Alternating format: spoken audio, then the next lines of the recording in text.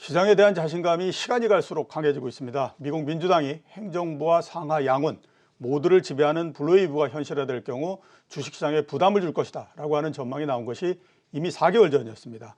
우려가 현실이 되기는 했지만 주가는 그 다음날 오히려 더 크게 상승을 하고 있습니다. 모든 악재가 몇 시간만 지나고 나면 호재로서 바뀌는 상황이 계속되고 있는 건데요.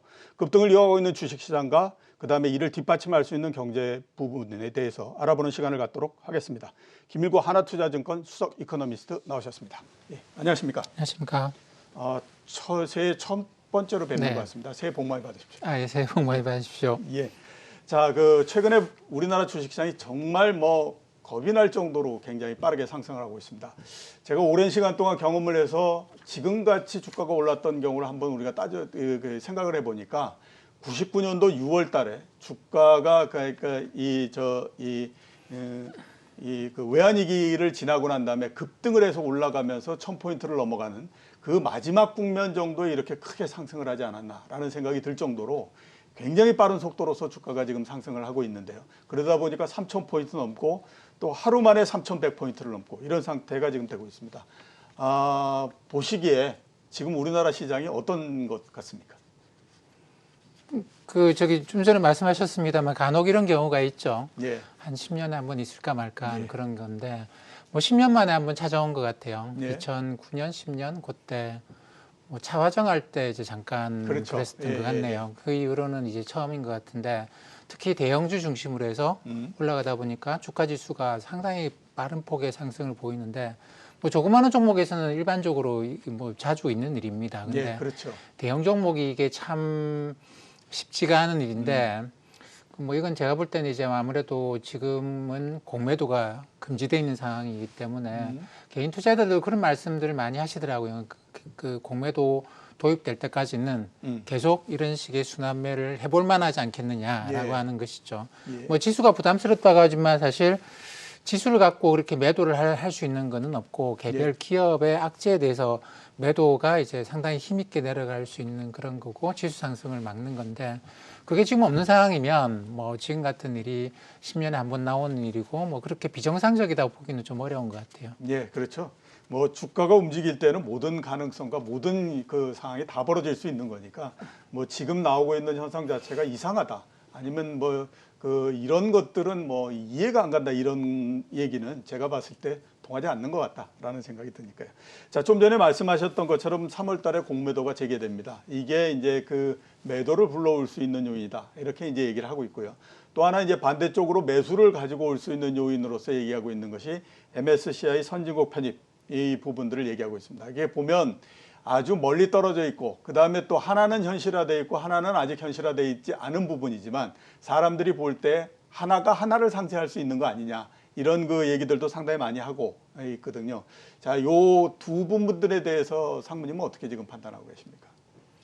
공매도는 들어오겠죠. 그러니까 개인 그 전에 이제 공매도 방식이 개인하고 기관 외국인 사이에 좀 이게 기울어진 운동장이었다라는 게 제가 볼 땐 가장 큰 문제점이었고 그렇죠. 공매도 자체는 전 세계 거의 대부분의 나라들이 인정을 하고 있기 때문에 우리라고 이걸 계속 못하게 할 수는 없고 그러니까 운동장을 좀 평평하게 만들어 놓고 개인 투자자들도 똑같이 공매도를 할 수 있도록 제도를 지금 만들겠다는 거잖아요. 그러면 그렇죠. 공매도가 들어오는 거는 너무나 당연한 사실로 봐야 될 것 같고 근데 MSCI 선진 시장에 편입되는 거는 이거는 우리나라가 선진국이다 시가총액이 전 세계에서 탑 10 안에 든다 이런 문제가 아니고 예. 시장 큰 걸로 따지면 중국 시장은 왜 MSCI 선진 시장에 안 들어가겠습니까? 그리고 그렇죠. 우리나라 그러니까 잘 사는 사람들 기준으로 봤을 때 그보다도 이제 재산이 많은 사람들이 훨씬 더 많고 그렇기 때문에 근데 MSCI는 가장 중요하게 내세우는 게 뭐냐면 원화가 국제화돼야 된다라는 거거든요. 근데 지금 원화의 경우에는 우리가 아무래도 수출이 많습니다. 그러다 그렇죠. 보니까 이게 이제 수출에 집중하다 보니까 아무래도 환율이 금융 자본 그러니까 그 수출입과 무관한 돈들의 이동에 의해서 환율이 결정되지 않도록 어느 정도 관리를 하고 있다라고 봐야 됩니다. 예. 근데 전 세계 시장에 24시간 거래되도록 국제화시켜 놓으면 이게 상당히 좀 심각한 문제가 선진국들을 보면 그렇게 수출이 강한 나라가 없어요. 예. 왜냐하면 그 수출입 대금보다 훨씬 더 많은 돈들이 그러니까 주식이나 채권 매수하는 걸로 움직이기 때문에 이게 원화의 강세가 이제 우리나라 많은 수출 기업들을 상당히 심각하게 타격을 입힐 만큼 간단 말이죠. 예. 그러니까 홍콩의 경우에는 달러화에 팩을 시켜놨는데 그러다 보니까 홍콩에 제조업이 없어요. 그렇죠. 예, 싱가포르도 제조업이 없고 이렇단 말이죠. 그러니까 이게 수출하는 기업들이 상당히 타격을 심하게 받습니다. 그렇기 때문에 제가 볼 때 MSCI 선진지수 편입이라고 하는 저도 그렇게 생각해요. 그게 우리나라 시장, 우리나라 전반적으로 한 단계 도약하는 길이라 생각하는데 이건 절대 쉽게 이야기할 수 있는 건 아니에요. 그렇죠. 이거는 그렇게 사소한 문제는 아니라고 생각합니다. 시장만 가지고 할 수 있는 것도 아니고. 네, 이런 이야기를 우리가 해야 되는 건 분명합니다만 이거 가지고 지수가 상승하고 하는 그런 요인은 저는 아니라고 생각을 합니다. 예, 알겠습니다. 자, 그 미국 시장으로 한번 넘어가서 여쭤보도록 하겠습니다. 초반전에 아무튼 미국 시장이 전 세계 시장을 끌고 왔던 거는 사실인데 작년도 12월 정도서부터 우리 주식 시장이 워낙 급등을 하다가 보니까 이제는 미국 시장보다 우리나라 시장이 보다 더 관심을 모으고 있는 국내 투자자들 입장에서는 이제 그런 상태입니다. 그래도 보면 미국 시장이 꾸준히 계속 상승하고 있고요. 어제 3대 지수 모두 다가 사상 최고치를 경신한 상태입니다. 미국 시장에 대해서는 지금 어떻게 보고 계십니까? 아무래도 미국 시장이 작년 글로벌 주식 시장 전반을 끌고 갔죠. 그렇죠. 예, 그러고 난 다음에 미국 시장이 여기서 얼마나 더 갈 것인가에 대해서는 사실상 좀 여러 가지로 해석을 달리 해봐야 되는데 미국의 경우에도 자산 버블에 대해서 그 미국 같은 경우에는 부동산도 그렇고 주식도 그렇고 버블 관리를 굉장히 좀 열심히 하는 편입니다. 예. 중국도 지금 버블 관리를 굉장히 열심히 하고 있는 편이죠. 그렇죠. 그래서 뭐 엔트그룹 IPO부터 시작해서 지금 1년에 나타나는 과정은 뭐냐면 은행이 아닌 금융, 새로운 금융에 대해서 은행하고 똑같은 규제를 하고 들어가는 거거든요. 이게 예. 뭐냐면 우리도 그런 이야기 많이 하잖아요. 은행 규제했더니 풍선 효과 생기더라 이런 이야기를 많이 하는데 중국의 경우에는 그걸 사전에 차단시켜 버리는 것이죠. 차단시켜서 이게 은행 이외의 새로운 금융이 돈을 풀어서 유동성이 과다해지고 이게 이제 버블이 나오는 걸 애초에 금지시켜 버리는. 그래서 그런 새로운 금융 자체를 어떻게 보면 좀 해체시키겠다 이런 의도까지도 보이고 있는데 이것도 버블에 대한 관리라고 봐야 됩니다. 그리고 미국의 경우에도 부동산도 그렇고 주식도 그렇고 버블 관리는 엄청나게 열심히 하는 편이죠. 그렇기 때문에 지금 이제 작년 우리나라 코스피가 이게 이제 굉장히 큰 폭의 상승을 하기 시작한 게 작년 11월부터일 거예요. 그러니까 미국 대통령 선거 끝나고 그 다음에 이제 곧이어서 백신 임상 3상, 뭐 그렇죠. 파이자, 모더나 이런 나오면서부터 올라갔는데 그 패턴이 미국의 중소형주 올라가는 패턴입니다. 그러니까 이 중소형주 같은 미국에서도 중소형주는 이게 버블과 좀 무관하게, 그러니까 전반적으로 큰 종목들은 지금 미국 시장에서도 야 이게 연준이 이렇게 계속 두지는 않을 건데 뭐 이런 식의 생각이 굉장히 강하고 그리고 선발로 치고 나가던 빅테크 기업들의 주가 상승이 뭐 아직 테슬라는 좀 상승을 하고 있습니다만 이 대형 종목들의 상승세가 현저하게 둔화된 상황입니다. 그러다 보니까 그렇죠. 이게 이제 상대적으로 좀 자유로운 중소형주 중심으로 치고 올라가는 그런 상황이고, 그러니까 미국이나 중국이나 이렇게 다 버블 관리를 하고 있기 때문에 이미 많이 올라간 미국의 대형주가 뭐 상승을 할 수는 있겠습니다만 그렇게 큰 폭의 상승을 하기는 올해 진짜 힘들지 않겠는가라는 생각을 하고 있고요. 이미 미국의 10년짜리 국채금리 올라가고 있죠. 그걸 연준이 가만두고 있단 말입니다.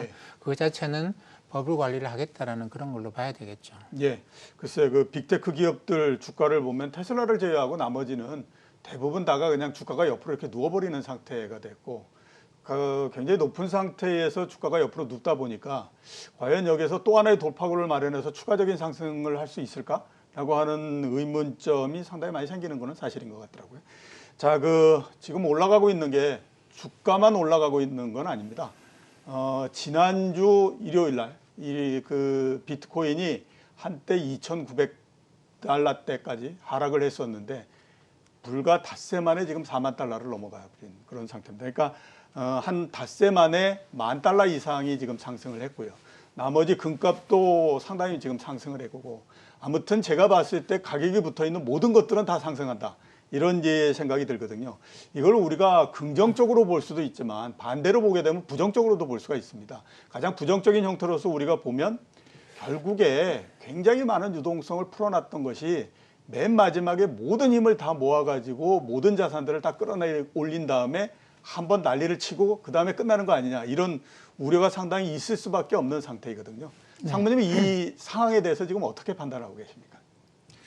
그러니까 이게 결국 끝이 있을 거예요. 끝이 예. 있을 건데 지금은 어떤 상황이냐면 그 끝이라고 하는 게 뭐 어떤 결과가 나올지 모르겠습니다만 그렇죠. 부동산 가격도 그렇고 이게 가령 강남 아파트 가격이 높은 가격을 계속 유지를 해주니까 나머지 다 올라가는 것처럼 가격이라는 게 원래 그렇거든요. 그렇죠. 자산도 예. 그렇고 뭐 물건값도 그렇고 이게 처음에 몇 개 올라간 게 이게 말이 안 된다. 가령 뭐 70년대 유가가 올라갔을 때 안 그렇겠습니까? 갑자기 유가가 자고 일어났던 2배, 3배씩 올라가는데 이거 말도 안 되는 가격이다라고 생각했겠죠. 좀 있으면 내려갈까 생각했는데 안 내려가는 거, 더 올라가는 거예요.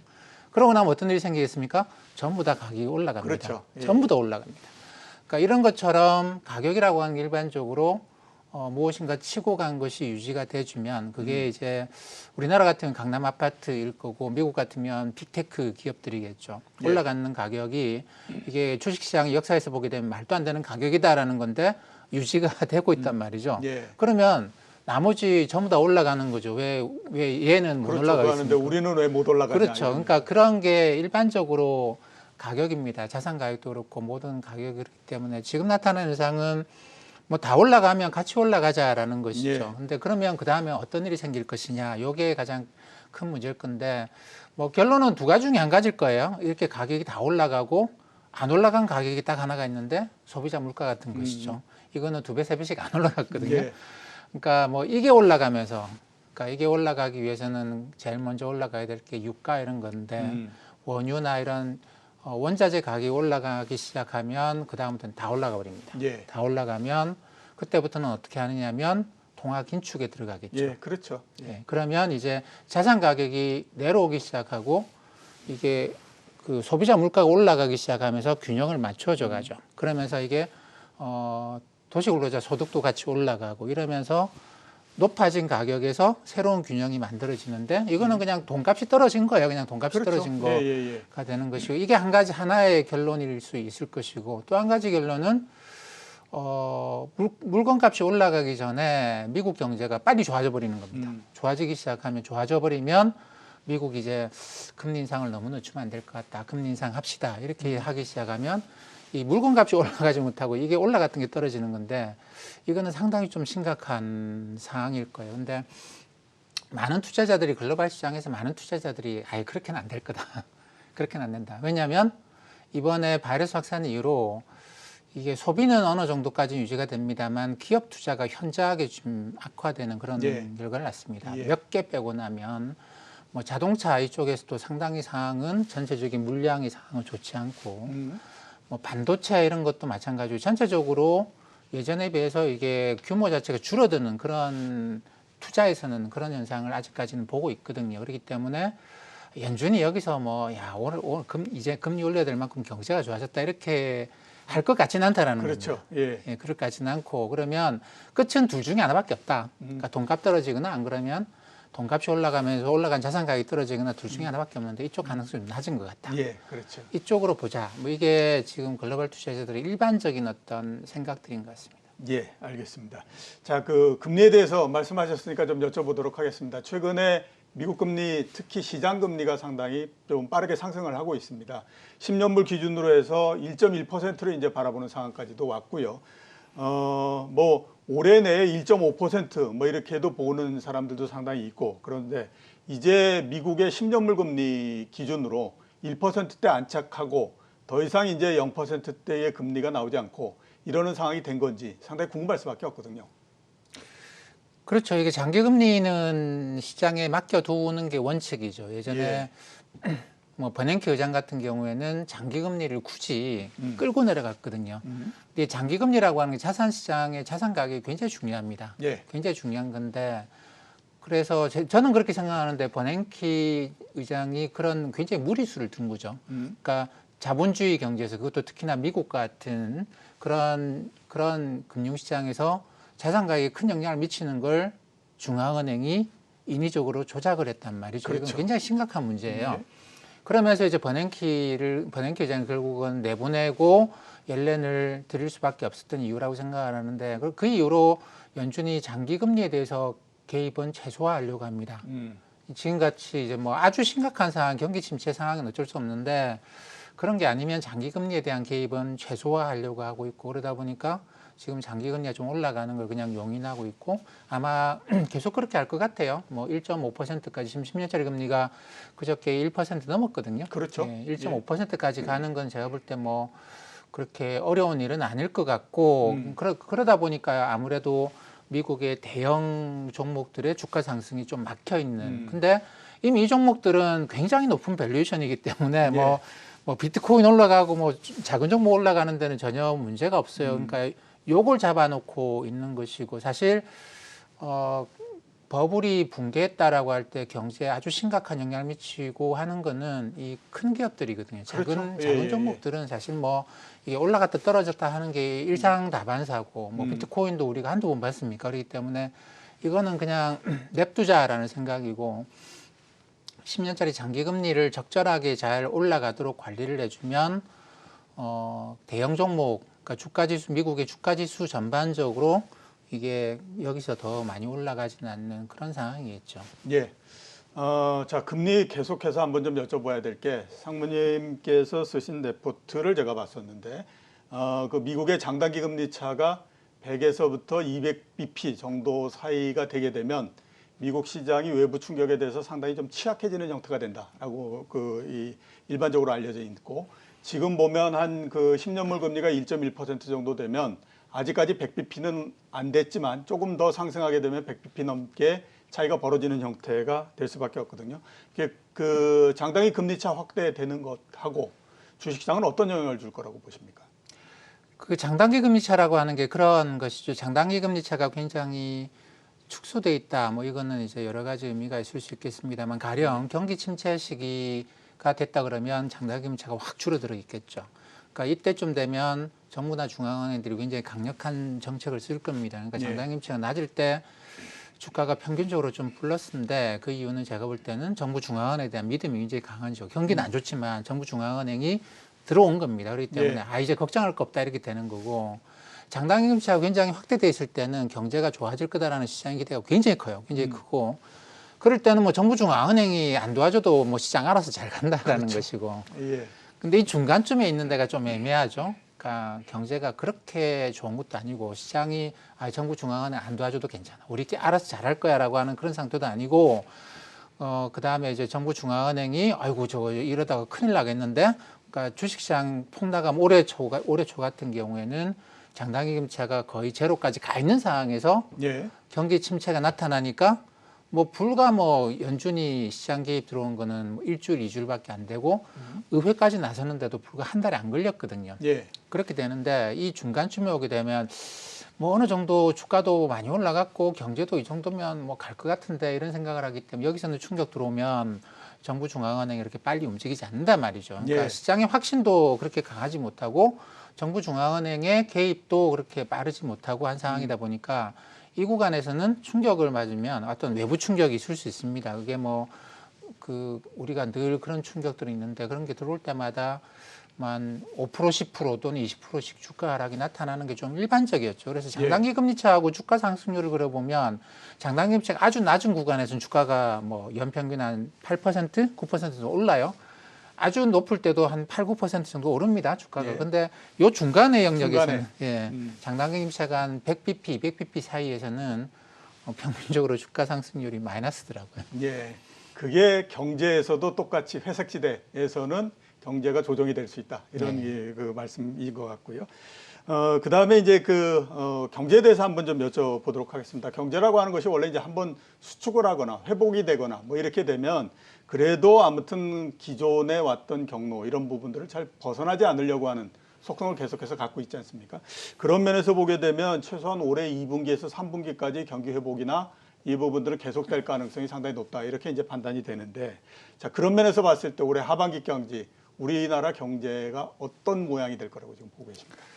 작년 4월이 경기의 글로벌 경기 저점인데 이게 한 2년씩 뻗어가는 경우는 잘 없습니다. 그러니까 2년씩 뻗어가는 잘 없고 보통 한 1년 반 정도로 봐야 되거든요. 이렇게 보면 올해 하반기 어느 시점쯤에 글로벌 경기의 확장세가 다시 둔화세로 꺾여 내려가는데 예. 그때 뭐 정부 중앙은행이 다시 나서서 경기 부양을 할 만큼 뭐 상황이 심각할 것 같지는 않고 그러면 전반적으로 주가의 상승 모멘텀도 이제 그 전에 좀 주가는 아무래도 그 전에 좀 꺾이니까 상승세가 꺾이지 않겠는가 뭐 이게 조정을 본격적으로 받게 되지 않겠는가라는 생각을 합니다. 그렇기 때문에 이 경기라고 하는 게 전반적 경기 지표들을 다 모아놓고 보면 뭐 한두 개의 지표만 보면 올라가다 떨어져 올라가다 떨어져 이런 반복합니다만 그걸 다 모아놓은 지수 이렇게 만들어서 보게 되면 굉장히 깔끔하게 올라갈 때 깔끔하게 그렇죠. 올라가다가 예. 이게 올라가는 폭이 둔화가 되고 그러다가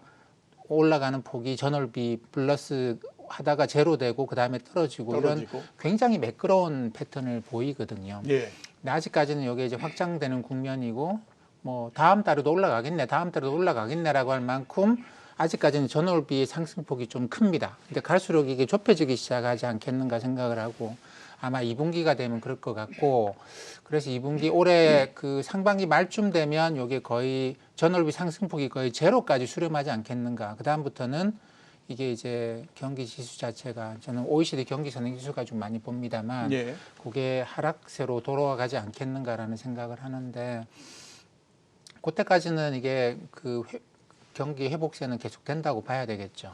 예. 자, 마지막 질문을 짧게 좀 드리도록 하겠습니다. 달러가 민주당이 집권을 하면 굉장히 많이 하락할 거다라고 생각을 했었는데 실제적으로 현재까지 보면 89선, 즉 달러 인덱스 89선에서 크게 후퇴하지 않고 있는 상태입니다. 달러의 향방에 대해서는 어떻게 지금 보십니까?